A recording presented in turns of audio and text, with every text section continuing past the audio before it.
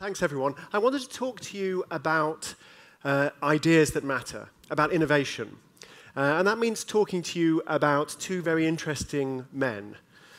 And it also means that I need to talk to you about cycling. And I hope you'll forgive me. We're in London. The memories of the London Olympics are still strong in this city, and I want to revisit a couple of past glories. Did anybody here actually manage to get along to the London Olympics? Hands up. A few? I can see a few. Did anybody manage to get along to the velodrome, the cycling arena? If there are any hands raised, they're lost in the spotlights. It was the hottest ticket in town. Everybody wanted to get to the velodrome because everybody wanted to see the British Olympic cycling team in action. Because the British Olympic cycling team was an unbelievable machine for winning gold medals. Just for those of you who weren't following and giving the team the full respect that we British feel they deserve, the score, there were 10 gold medals available. The score was the Great British Cycling Team, 7 gold medals, the entire rest of the world put together, 3 gold medals. So that's impressive. And it's impressed me anyway. We're just a small country. And as I watched this performance after performance, I wondered, what is the trick? It can't just be a couple of talented athletes, because they seem to be able to repeat it again and again and again. There's something about the way this team is organized, the way this team is managed.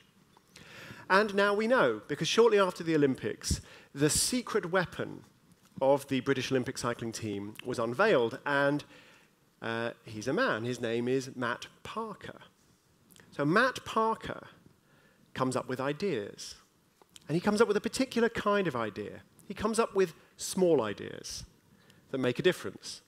So for example, it was Matt Parker who developed the hot pants. So your basic problem here is you've got you warm up, train, you get your muscles to peak operating temperature, and then you go out there and you sit on the bike. You're in the arena, the cameras of the world are on you, and you wait. And because this is the Olympics, you wait a long time for everything to get lined up. And you wait, and you wait, and your muscles cool down. So Matt said, well, we've got to do something about this. And so he developed the same sort of technology that you get in electric blankets in the form of a pair of Velcro-attached cycling shorts. So the athlete now warms up, gets their muscles to peak operating temperature, gets out there on the bike, wearing the electrically heated pants. 30 seconds before the race is due to start, off come the hot pants, the muscles are still warm, and away they go. Matt Parker also came up with the idea of just teaching all of the athletes to wash their hands. You get all the germs off, clean, you don't want to catch any bugs, any diseases, because this is the Olympic Games. You're meeting athletes from all over the world, who knows what germs they may be bringing. You do not, we've got to be careful, right? All of you now, you think of all the people you've met and you've shaken hands with, all of the germs on your hands. So wash your hands, wash the thumbs. People miss the thumbs. Because you don't want to be carrying a heavy cold into a race where you are competing for Olympic gold. For similar reasons, he taught the athletes they should always travel with orthopedic pillows. Just that good night's sleep. You don't want any tension in your back. And he particularly focused on something he called the golden hour. So he realized that there was 1 hour between the semi-finals and the finals of most of these events. They're sprint events. And so he developed this entire research effort devoted to maximizing the recovery of the athletes in between the semi-final and the final. So what is it that they need? Do they need light training? Do they need a massage? Do they need food or sugars or an ice bath? Or what is it that they need that will enable them to recover the very best? And there was this huge analytical effort devoted to this project. And when you actually look at the data, as I know we like to do here, When you look at the data, you see again and again the British athlete going faster in the final than in the semi-final. And again, the foreign athlete, otherwise known as the silver medalist, going slower in the final than in the semi-final. All little ideas from Matt Parker. Matt Parker's job title was Head of Marginal Improvements. And I love this idea. I love this idea, and of course, many people in this room will know about this kind of thing. We know about A/B testing. We know about searching for small gains, optimizing, trying to squeeze out that little bit of extra performance from changes that might seem trivial. And they probably are trivial, but of course, if you add up 1,000 trivial improvements, or even if you have a single trivial improvement, but you have 1 billion customers, that is worth doing. That's a tremendous advantage. And I wish that we took more advantage of this philosophy of marginal gains. I wish politicians used it more in the way they design tax forms. I wish head teachers used it more as they guided their staff in our education system. I wished our hospitals used the philosophy of marginal improvements more. I think it's very valuable. I think it's very important. And clearly, people who understand data, who know how to gather data and who know how to analyze data, have a key role to play in allowing these marginal improvements to be discovered and news of them to spread. But I'm also concerned.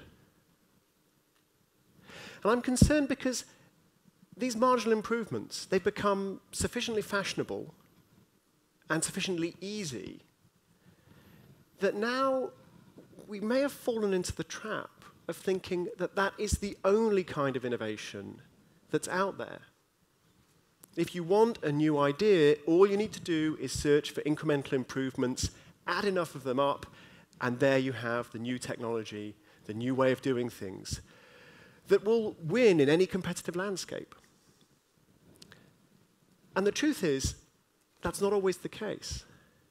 There are certain kinds of innovation that you cannot get to through a process of marginal improvements. I know we've already heard about penicillin this morning. Many of you, if you walked from Paddington Station, where the Heathrow Express comes in, you walk up Pride Street to this hotel, you walk past the place where penicillin was discovered by Alexander Fleming. There's a plaque on the wall, and you can look up, and you can see the window he left open where the spores blew in and colonized the Petri dish, and that's where it all happened. But penicillin wasn't a marginal improvement. Penicillin was a long shot. The early internet was a long shot. Important military technologies, like the Spitfire plane, they were long shots. There are a lot of long shots in the world, and you get to them in a very different way. You need very different kinds of management, a very different philosophy. And of course, it's easy to persuade people to fund marginal improvements, because week after week you come in with new data saying, yeah, we just got a little bit better. The bike works a little better, the training regime works a little better, the diet works a little better. You look like a very reliable source of improvements. Whereas when we're talking about long shots, of course, long shots take a long time to pay off. And it's in the nature of long shots that most long shots don't pay off at all. And so it's very hard to get them funded. Let me give you an example. I said I'd talk about two men. So one of them was Matt Parker. The other's a guy called Mario Capecchi. Mario Capecchi, very interesting man. So Mario Capecchi is a molecular biologist. And about 30 years ago, the early 1980s, he wrote a grant application to the National Institutes for Health. Now, the National Institutes for Health, very important, very worthy, taxpayer-funded organization in the United States. They do a lot of very, very important medical research, and they dish out a lot of money. And they have a sort of marginal gains school of thought.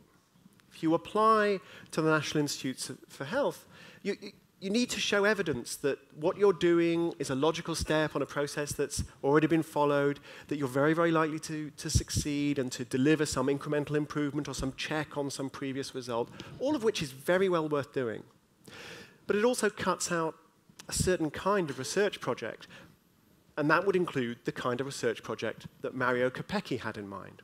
So Mario's idea was this. What he was going to do was he was going to take a gene in a mouse, he was going to get rid of it and replace it with a different gene. So that's like walking into a medium-sized bookshop and finding a single book, a single page on that book, a single sentence on that page, and replacing that sentence with a substitute, except you're going to do the whole thing on a molecular level. You're going to need more than a magnifying glass and tweezers to do this. Okay? This is a hard problem. And it's the early 1980s. It's a really hard problem. In fact, it looks like science fiction. And that's pretty much what the National Institutes for Health thought. They said, well, Mario, you're a great scientist. We're happy to keep funding your lab. Please do something more boring. So Mario took this money, and he had to think about what to do. How many risks he wanted to take with his own career, whether he wanted to ignore the explicit instructions of the National Institutes for Health. And before I tell you what Mario decided to do, I should probably give you a little bit of context on Mario Capecchi, the kind of man he is. Mario was born in northern Italy, near the borders of Germany, just before the Second World War. His mother was a dissident. She opposed Mussolini, she opposed Hitler. She never married his father, who was a pilot in Mussolini's Air Force, because his father was violent. His father was a sort of an angry man, would hit his mother, so she didn't want anything to do with him.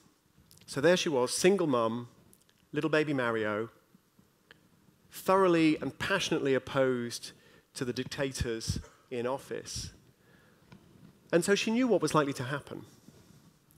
And Mario's first memory is of German soldiers coming to his family home and arresting his mother and taking her to a concentration camp, probably Dachau.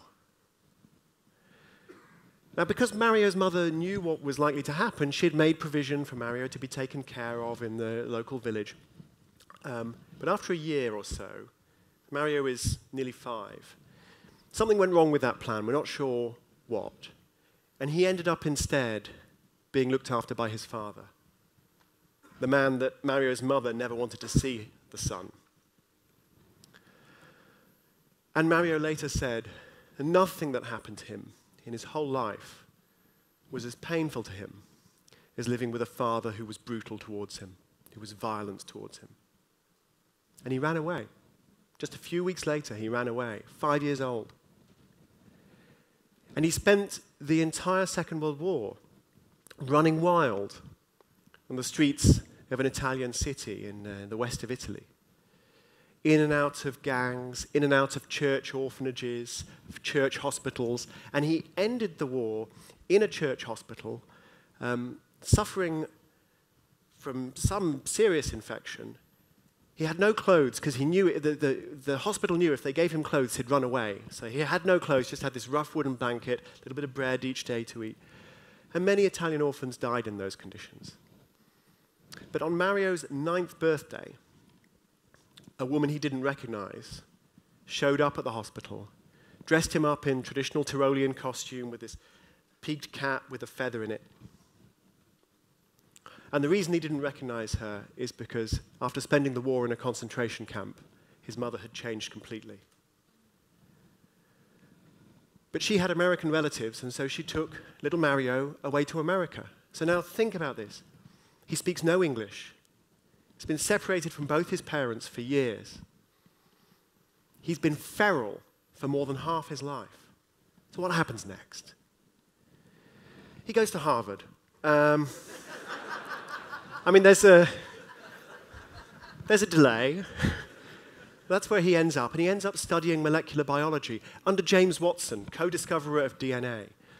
And he says to Watson, "This is molecular biology is fascinating. Where should I study it?" And Watson looks at him like he's crazy. He says, "You should study here at Harvard." Actually, Watson was effing and blinding and swearing about this question. It's such a stupid question. So Capecchi did study under Watson for a couple of years, and Watson later said he achieved more in those 2 years than most scientists achieve in a lifetime. And then he left. He left and he set up his own department of molecular biology in Utah. And the reason he left, I think, is fascinating. He said Harvard had become a bastion of short-term intellectual gratification. Too many smart people trying to impress too many other smart people in a hurry. Too many marginal gains. Too many marginal gains. And if you really wanted to change the world, said Mario, you needed time and space, freedom from control, freedom to really take risks, to really plunge your efforts into those long shots. Those long shots that are so controversial, that are so hard to fund. Those long shots that the National Institutes for Health just thought were too risky. So, of course, you know how the story ends, right? I've told you all about Mario. You know, he defied his father, Mussolini, James Watson, probably more scary even than Mussolini. He took all these risks. And so, of course, he took the money from the National Institutes for Health. Of course, he spent it on his knockout mouse. And he succeeded. And he wrote back to the National Institutes for Health 3 years later and said, I spent your money on the knockout mouse. It's worked. Foundation of Gene Therapy, thanks very much. And the National Institutes for Health wrote to him, it's wonderful, wrote to him saying, we're very glad you did not follow our advice. And he won the Nobel Prize for Medicine. And the reason you think you've heard this story before is because we've all heard this kind of story before. We love the story about the stubborn genius who takes risks and who defies the odds. But what I want to know is, what about the shy, risk-averse, career-conscious genius? What about them? Are we not interested in ideas from them? Because what we seem to insist is that if we want a real breakthrough, we're fine to fund the marginal improvements, but if we want a breakthrough, a long shot, something that probably won't work, we want the entrepreneur, the innovator, the scientist to take all the risk. The rest of us, we're happy to pick up the benefits. We want the innovator to take all the risk, and it's not fair. It's just not fair. Now, I should stress that I'm not disrespecting marginal gains. They're important. They're really important. I mentioned penicillin earlier. Penicillin, the long shot took place just a few hundred yards away, but then there was this enormous and very important essential process of marginal improvements, which took place in my home city of Oxford. And you had the basic discovery, the breakthrough, but then you actually needed to make it work. So you need both. You need that combination of the incremental improvements and the long shot breakthroughs. But that's a real challenge, because it's very difficult to fund both, to encourage both, to protect both with the same mindset. But I think it is possible. I think it is possible, and just being conscious of the difference, just being conscious that there is more than one type of innovation, I think can help. I'm speaking in a breakout session shortly, and I'll say a little bit more about what I think we can do to encourage long shots. I'll tell you about the most successful jazz concert of all time and how it happened and all that kind of thing. But I want to leave you with the simple idea that simply being conscious that long shots matter and being willing to take those risks and to carve out a space for those risks can work. And we know this because there is another large medical organization in the US, the Howard Hughes Medical Institute. They're not quite as big as the National Institutes for Health, but they're sizable. And they explicitly fund long shots. They explicitly fund the things that look like they won't work, but that if they do work, are going to be absolutely profound breakthroughs. And 3 economists have done a careful statistical comparison of the National Institutes for Health and the Howard Hughes Medical Institute. And they've tried to compare scientists with very similar track records, very similar research projects, going in to receive funding from the two. And what they find is that both of these organizations get what they pay for. The National Institutes for Health have a very high success rate. They get their marginal gains, and thank goodness for that. It's vital. And the Howard Hughes Medical Institute, their failure rate is enormous. But when you look at the very pinnacle of success, the research papers, for example, that are in the top 1% of the most cited research papers, the Howard Hughes Medical Institute's success rate is actually about twice that of the National Institutes for Health. You've got one organization focused on marginal gains, and they get it. They have one organization focused on long shots. They get them too. We can do it. Just need to acknowledge that both of these types of innovation matter. The Howard Hughes Medical Institute, by the way, are very, very proud of one of their new investigators. His name is Mario Capecchi. Thank you very much for listening.